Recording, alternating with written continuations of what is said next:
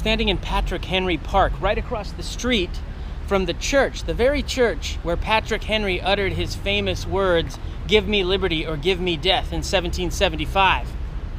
Of course, that speech, Patrick Henry's ire, this was related to what were, in his mind and millions of other Americans, usurpations, or at least hundreds of thousands, usurpations on the part of the British government, particularly Parliament and the ministers, over what were, in their minds, the rights of freeborn Englishmen, among others.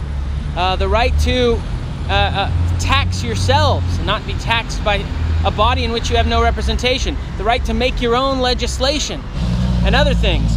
When it comes down to it, the American Revolution, more than anything else, was about secession.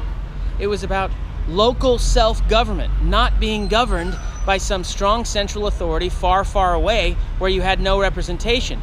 Rather, local government. That's what it was about. And so for Patrick Henry, when he talks about my country, he's talking about Virginia. He's not talking about this mega state called the United States that we think of today. He's talking about Virginia, and the same goes for pretty much every other American rallying against Parliament at the time.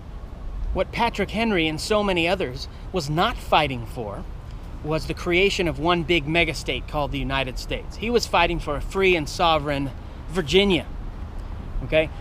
These people would not have fought to free themselves from a big giant megastate called the British Empire in order to replace it with another big giant empire called America.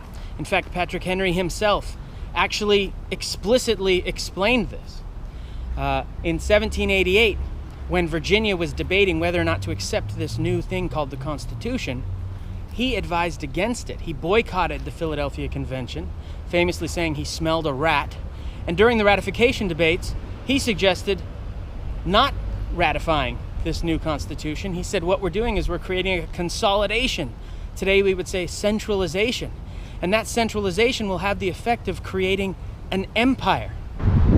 I'm standing in the spot where, this is the site where the 1788 ratifying convention, Virginia ratifying convention took place. This is where the Constitution was debated in Virginia.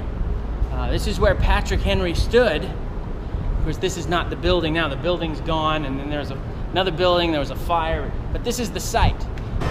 This is the place where Patrick Henry stood and voiced his opposition to the Constitution. Now, why would he do that? Haven't we all heard the Constitution's this amazing thing? Now, it might be an amazing thing, but what were Patrick Henry's concerns? Well, first of all, he had major fears about two clauses.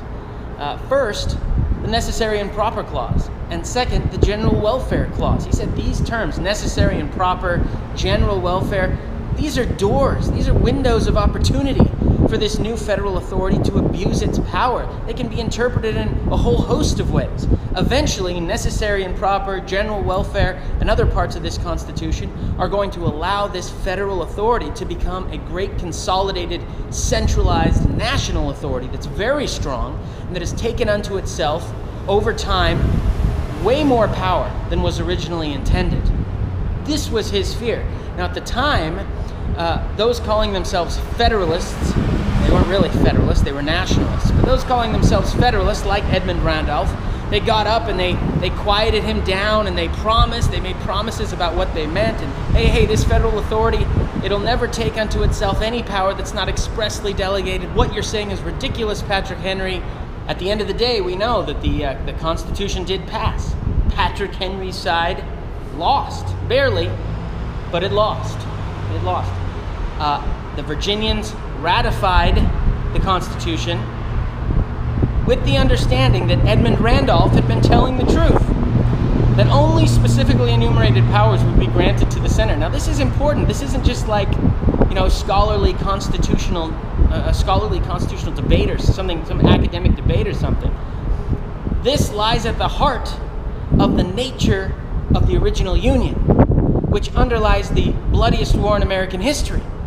So this is important stuff to understand. Virginia would not have ratified. Many states would not have ratified had they thought we were entering some binding contract they could never leave unless they wanted armies sicked on them. I mean, none of them would have ratified such a document. Certainly not the Patrick Henry types. As far as they were concerned, this was a federal document, and just as the Federalists, so-called, had promised, only specifically enumerated powers would be wielded by this new federal authority. Now, once again, what was Patrick Henry's prediction? His prediction was that what had been created was what would ultimately morph into a national, centralized, or in his words, consolidated government, one that would lend itself later to empire. Patrick Henry was right at the beginning of it. He understood what the revolution was about. Whatever you may think of him or some of his other opinions, he understood, as the greatest orator of his generation, what the revolution was all about. And here he was in 1788, completely opposed to the Constitution. Why would that be? Was Patrick Henry right? You be the judge.